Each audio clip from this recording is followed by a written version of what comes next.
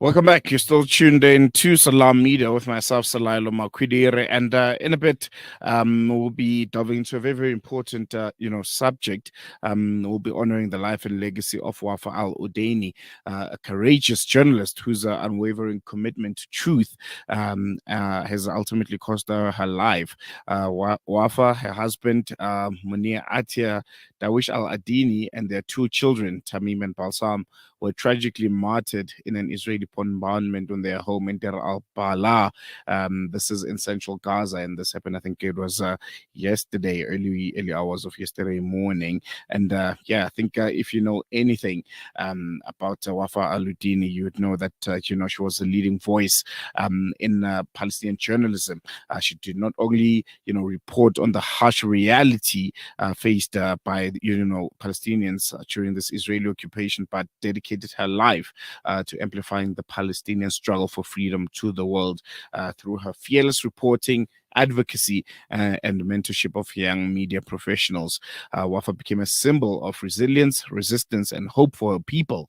Her legacy as a storyteller for Palestine will endure, even as her voice has been silenced by the same aggression she so bravely sought to expose. And joining us, to chat a bit about, the life and times of Wafa Aludini, we're joined by a very, very good friend of the station, Palestinian journalist and commentator Abubaker Abed, who's coming to us live also from the Gaza Strip. Salams, Abubaker. Thank you so much for joining us. Always a pleasure chatting to you. Really appreciate you giving us your time, even if it's under very unsavory circumstances. Thank you much for having me. It's always a pleasure to talk to you again. And yes, it's as you said, as you mentioned about journalist Wafa Aludaini. This is a very, very important topic. So thanks for bringing all these topics to your audience because they're really, really of such high significance. No, the pleasure is all ours, and I think this is the least that we can do. On our part, we are literally on the other side of the planet, and there isn't really. Sometimes feels like there isn't really much that you can do except have these conversations and to talk about the challenges that you guys faced in Gaza, and to honor and commemorate those that lose their lives ultimately, those that are martyred. And one example is obviously Wafa Aludini. You mentioned, I think we follow you on Twitter, and you mentioned that you worked quite closely with her, especially since the 7th of October. Just as a human being, as a professional, what insights can you share about Wafa and the kind of person that she was during you interacting and working with her? Wafa, particularly, I have been working with her before October the 7th, and fortunately, and at the start of this genocide. I mean, she was an incredible woman. She's so committed and to everything, to her work, to her family, and to her Islam at the same time. She was so special in terms of her tact, her kindness, her tenderness, and at the same time, her treatment of other people. Despite her being a woman, a mother at the same time, she never ever abandoned working with young journalists, with young future promising journalists on the ground. Because I was at that time, I'm still a young man, but she was so keen on knowing me more and working with me more because her aim for years, not 1 year or 2 years, we're talking about many years, she has been working in the media industry, and all of what she has been doing has just been for defending Palestine and for giving so many insights into the Palestinian cause, especially to the Western world who are blind about our cause over the course of the last years. So Wafa also initiated a project called, she was one of the founders and one of the members of October the 6th project. That was a project in Gaza that aimed at promoting and raising the voice, amplifying the voice of young, as they call them, young video workers and activists in Gaza. They helped defend the Palestinian cause. So her impact, she was so instrumental and so prolific at the same time, because she had worked with so many people on the ground here in Gaza. She also did, so many initiatives before the war. Many of the, like, I understand.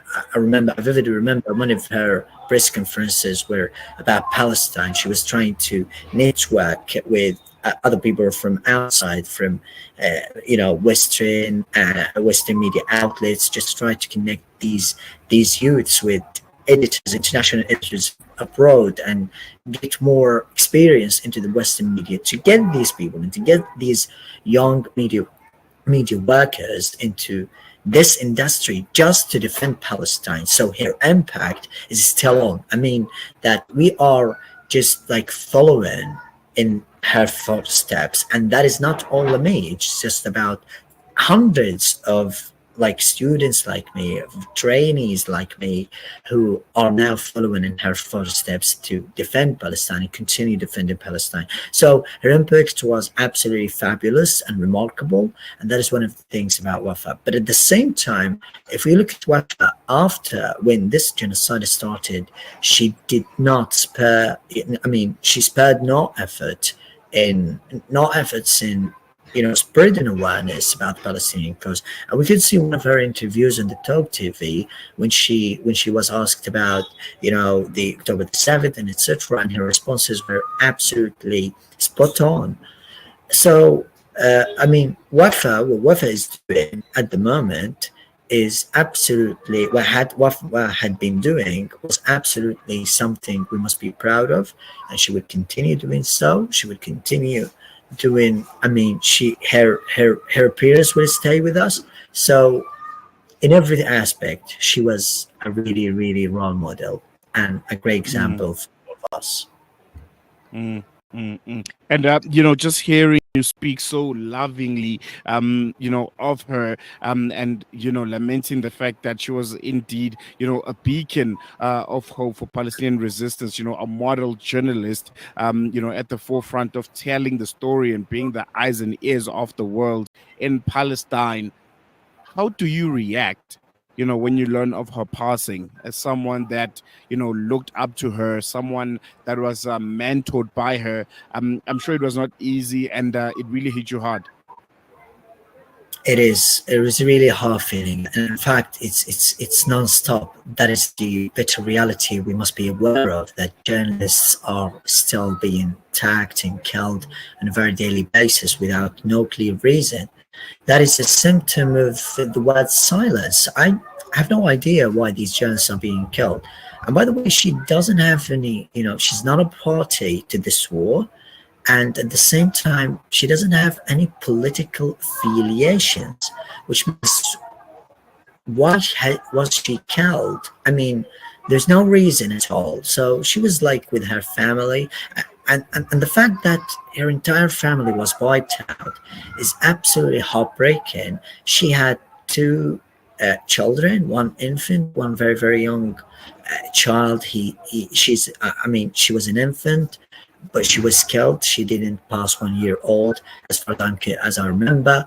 And the other one is also is a child girl, but she was also killed. Her husband was also killed. So, and overall, Al-Udaini's family is very much known here for their, for their knowledge and for their skills and for their, generosity and name in the land, across the territory and across Gaza.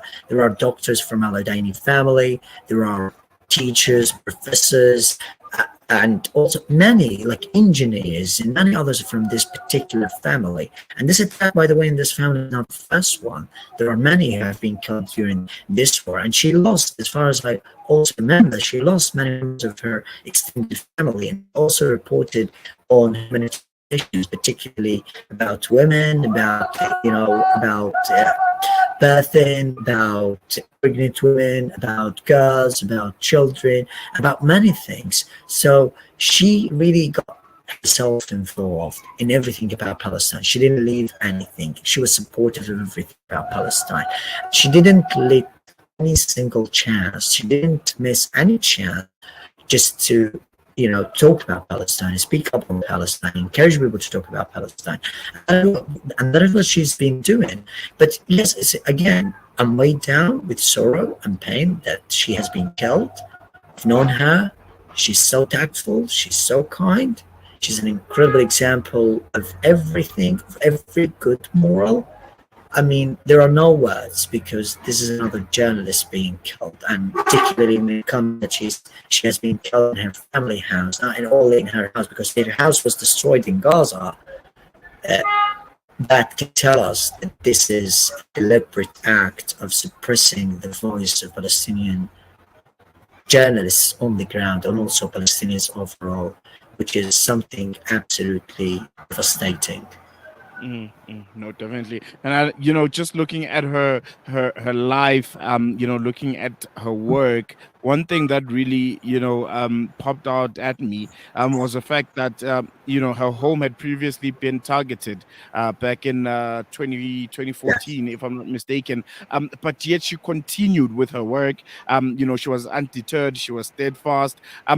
What does this kind of resilience, and I think it's becoming almost a trait that we are seeing, and a character of Palestinian journalists who are willing to risk literally everything, to bring truth to light. Where does this come from? Because I'm hearing you speak also that there isn't any fear, that it's almost certain that you feel like, I will die, but even if I die, at least I would have died making an impact. Where does that trait come from? If you can just unpack it for us, because from the rest of the world, you guys almost feel like superheroes, to be honest. Absolutely. I mean, we've felt so much. We've endured the unbearable, and we've been through occupation, through siege, through subjugation, through oppression, and through every sort of torment over the past years. So we are, and despite all these facts, we're still so much hopeful that there's going to be a change, and there's that we want to give everything to see a free Palestine again. We've been like, I vividly remember all the times when I was sitting like with my father, and he was like passing on the stories of my grandfather to me, and how Palestine was beautiful, how the original lands were so much beauty and so many wonders, and how like the beach was like, and how the trees in the fields was so fertile with loads of trees, orange trees, beech trees, and that Palestine was absolutely a country that was full of beauty, but the Israeli army came and controlled it and conquered the land, and they are now our oppressors, occupiers. So there is a main reason why we are defending ourselves, why we're trying to give everything to see free Palestine again. Because if it is not for us, it's going to be for the next generations. It's going to be for the next generations of Palestine, the ones like me, probably the ones after me, who are going to see a free Palestine. So there is a reason why we are so hopeful. We are so positive. We so much believe that things will get better, and we believe in Allah. This is the very, very first reason why we continue like this. Why, despite the things and the harsh circumstances around us don't change us, there's a reason why we're still maintaining everything around, maintaining hope, trying to maintain positivity amid such times. It's been a year, but we're not going to be changed. We are still praying for an end, praying for a change for Palestine. And unfortunately, the bitter fact and the bitter reality is that we have been let down by our neighbors, by the Arab world, and by the Islamic world in particular. But we still know that Allah is with us, and He's the best companion. And we believe, we have a certain belief that things are going to change, and Palestine is going to be free, and Islamic unity is going to be back one day for sure. So from here comes the hope. From here comes the this source of, togetherness and this source of unity that we are trying to maintain during these incredibly difficult times. That's what we believe in, and that's something we want to emerge with when this genocide ends. And that is me, that is every other journalist, that is also every other Palestinian. We know we're so much burnt out, we know we're mentally collapsed, but we still want to believe in the very little things, even if Israel continues erasing every source of hope left in the territory.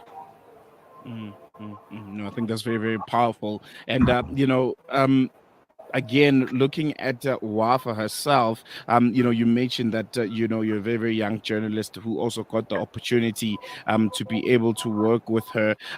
How do you think her teachings and the way she used to go about doing things will continue to influence, young Palestinian media professionals like yourself, and also continue spreading that message, the broader narrative of resistance within, Palestine itself? Like, I remember something about Wafa, that even in everything she does, or in every session she has with her within her initiative or within her project with the Sex the project, I remember she was always wearing a kafia, which represents the Palestinian resistance and the Palestinian cause. And she was sometimes wearing a Palestine flag scarf, and she was insistent on wearing those things during sessions with locals, with Palestinian, fellow journalists and members. And some people would say that it wasn't needed because you are still with locals, but she was insistent because she wanted to convey a message. She had a message to convey, and yes, she wrote for a variety of media outlets, including The Guardian, Middle East Monitor, and also worked with Press TV. So her work in everything she did was incredibly supreme, and that she's a very renowned Palestinian journalist, and that she was a Muslim. She was also, another thing, a niqabi person, and not only a hijabi. And she really got herself into the media industry, despite, I'm 100% sure that she was roasted by many negative comments because of her Mm. because of her dress and of the way she was, wearing. But despite all this, she continued on wearing the niqab. She continued maintaining her Islamic status. She carried on, committing to her Islamic morals and instructions despite everything around her. So that can tell you how much principled she was. They can tell you how incredibly amazing a person she was. She was a different, unique woman to all of us. So, in her teachings, particularly, also, she was keen on making a connection with us and with everyone, that we want to convey a message no matter what phase we are going through. You are going to be the future leaders of Mm. this country, of this Palestine. So you must be ready at any time. You must know how to speak to the media. You must be aware that this media industry is filled with like hypocrite people, like filled with a lot of people who are trying to distort the industry. This industry absolutely sucks in these times because we can see the Mm. double standards. We can see everything about it. So she was absolutely keen. She was, in everything, definitely, she was ready to give every insight she has learned to these people, and to instill an unbeatable mentality into them to go and fight for Palestine by their words and by everything that they can have. And that is what is special about her. It's very, very special indeed. And one thing that she was really, really passionate about was, trying to be as involved as possible when it comes to dispelling, Western media stereotypes towards Palestine. Through her work, she should try and make people understand, almost trying to build that bridge, between the rest of the world, particularly Western media, and Palestine itself. Do you think, there's a better understanding because of the groundwork that was put up by people like Wafa? There's a bit more understanding and compassion for Palestinians, and what is currently happening from the Western world, because you guys are now in the heart of the storm and are able to give us first-hand stories. Because a few years ago, speaking to a Palestinian like this, and they are this eloquent and they're able to narrate the lived realities of what's happening in the Gaza Strip and in the rest of Palestine, it was almost unheard of. But this time, it's become easier, maybe thanks to technology. But I think there's also I been think, yeah, as you may. I mean, one of the main reasons why Palestinian journalists and reporters were seen and were noticed, I mean, is the fact that foreign journalists were denied from entering the strip, and that was one of the really good things. Because if foreign Mm, journalists entered the strip, they would support the Israeli narrative and the Zionist narrative, and then Palestinian journalists would not have been heard. So this is one of the predominant reasons why Palestinian journalists are now, their voices are now more amplified, more heard than ever before. Uh, in the previous years, there was so much work put into, promoting the Israeli narrative, promoting the Israeli lies, and that really paid off, unfortunately.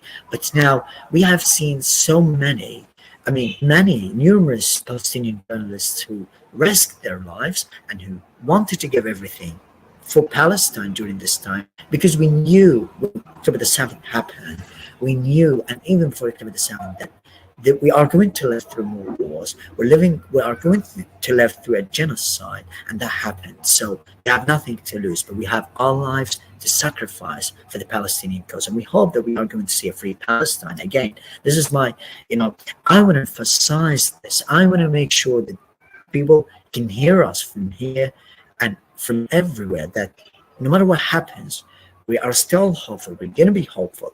But yes, it is still devastating and disappointing and disheartening at the same time that many Western papers, especially right-wing papers, they are still promoting the Israeli lies. Look at the Telegraph, for example. The Guardian, probably it's a neutral, more of a neutral, but it's still, it reflects, it's still quite, blood-soaked and, more pro-Israeli. Look at the BBC, they're completely pro-Israeli. Look at the CNN, look at these Western papers and channels, they're absolutely changing the industry, because they're trying to justify the killing of innocent people. They're trying to justify the killing of women, the killing of children who are not, again, not a party to this war, who don't play any role, who don't form any threat to the Israeli regime. So from here comes the importance that these journalists will be remembered in the black history of the media industry.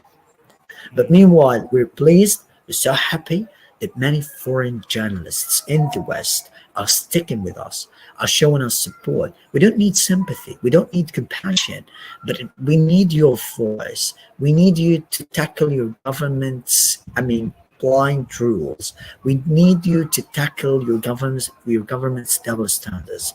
That's what we mean. That's what we want from you. It's not about compassion, and we're not in a position to be victimized and to be sympathized with, because if this genocide did not happen, we would be in a better position. If the Israeli siege did not care, backed by the US, backed by the United Kingdom regime, backed by all these Western countries, corrupt Western countries, we would really live a better life. But this is colonialism, this is settlement, and this is going to meet an end in the end. It's coming sooner or mm. later. So that's what we want to emphasize. Inshallah. And as a young journalist yourself, starting off your career in such difficult circumstances, and losing seasoned journalist like Wafa. How difficult is it? Number one, and number two, is there an increased sense of responsibility on your shoulders now? I'm sure it has always been there, but do you feel it a bit more now, considering the circumstances, being so young also, and having to take the baton and literally be the world's ears and eyes to Palestine and to narrate these stories, even if they're so difficult? I mean, look, one thing we have to know is that there's nothing more important than my life, my family's life, and everyone around me. There's nothing more important than that, because unfortunately this hasn't changed anything. But I know we have to continue doing our work. We have to continue telling our stories and telling the truth. I mean, as a young journalist, I really started before October the 7th, because like, I'm a football journalist and commentator. So I was like, I started off my career, not now, but years before this October the 7th. But being so much involved in a war zone, in reporting on the war, and being a war reporter, a war correspondent. Again, I'm not a war correspondent, that's not what I do. But being a part of this genocide, being in living in an active war zone, forces me to do journalistic work, not only for or on sports related issues, but on everything around me.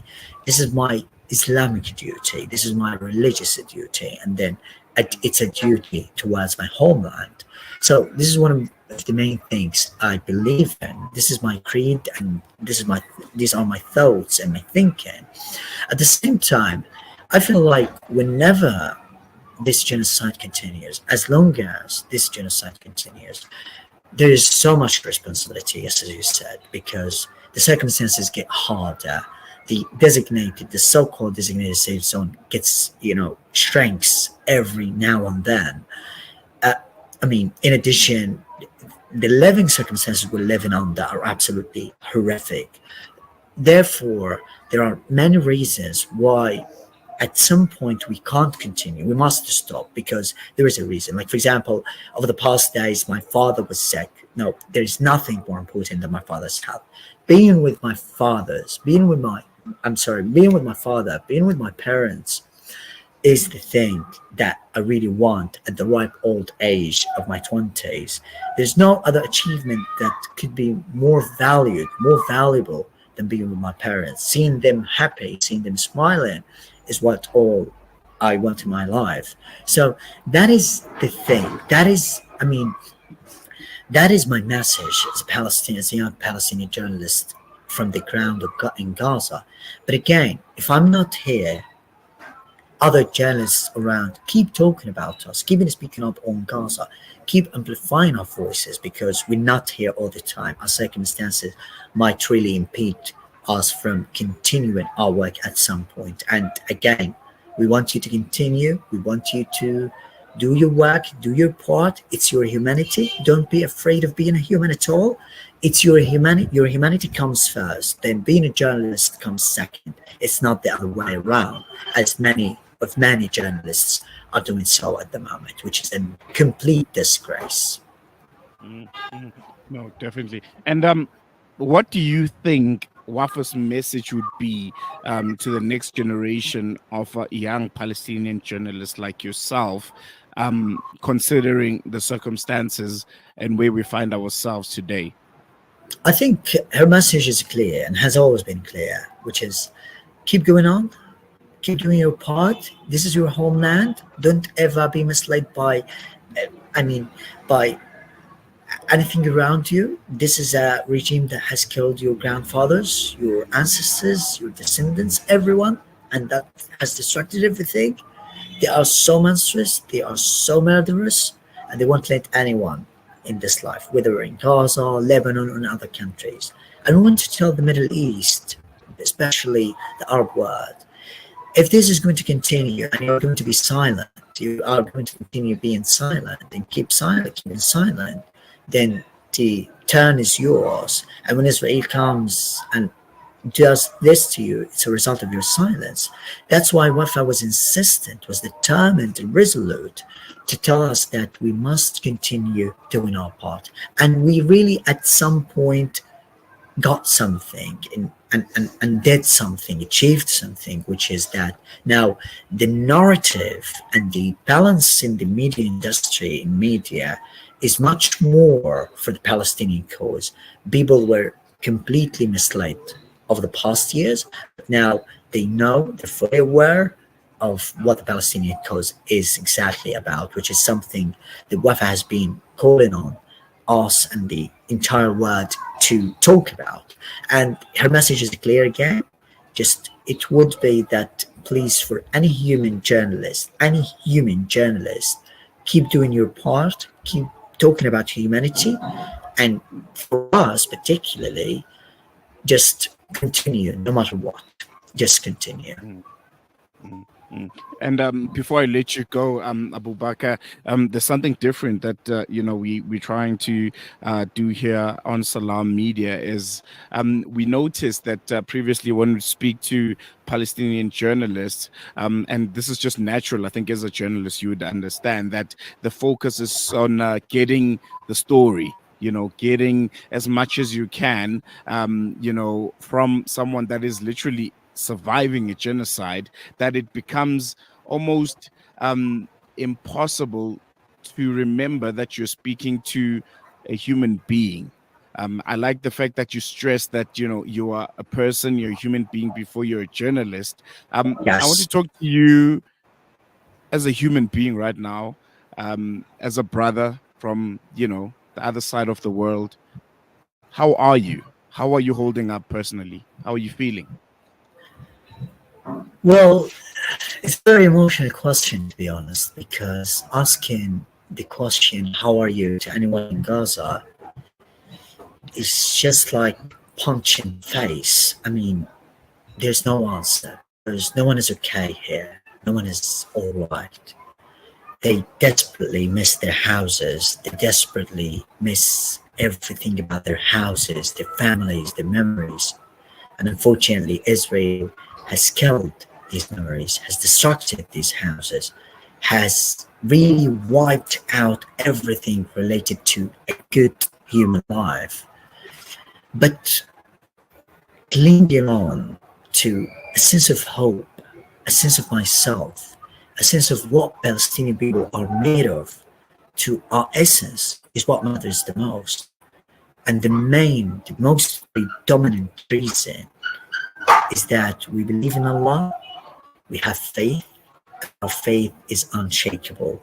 That's why we always say, thanks God, Alhamdulillah, thanks to Allah, praise to be for Him.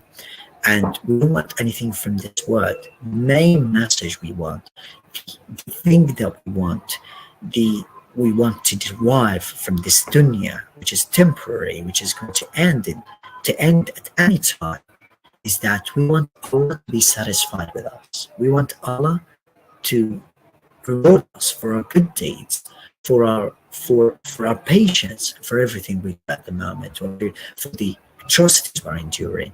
So again, we're not happy, not okay, we're not anything at all, but we're hopeful. We're still clinging on to the tiniest source of hope, and this hope is just in the face of the Creator, Allah subhanahu wa ta'ala, and our faith as well in Him that He's going to change things. And that's His promise, which is absolutely inevitable. Abubakar, we're going to leave it here. Thank you so much for chatting to us. It's always a pleasure. And as you reflect on a beautiful, beautiful life of Wafa Aludaini, I want you to remember that South Africa is still very much determined.